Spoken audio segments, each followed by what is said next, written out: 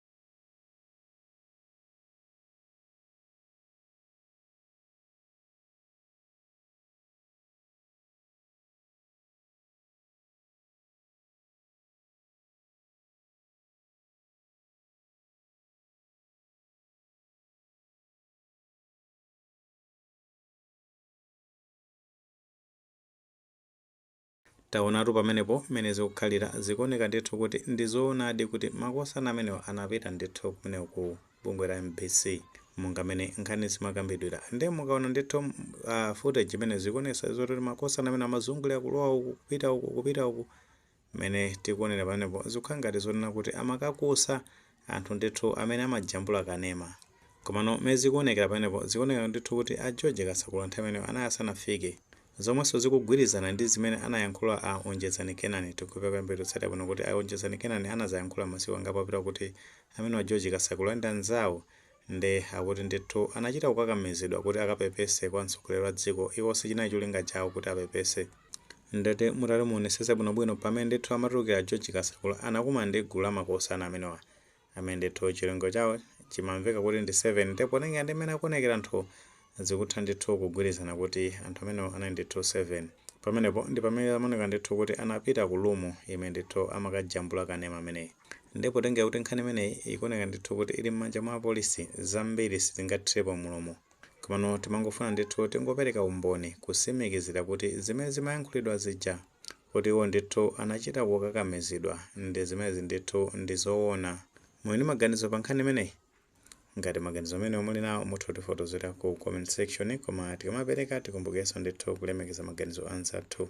Sewole panga like video imene komanso panga subscribe channel chimene cha Fox News 18 kuti nkhani zambiri zikamachitika ndoti zitakupezani mosavuta.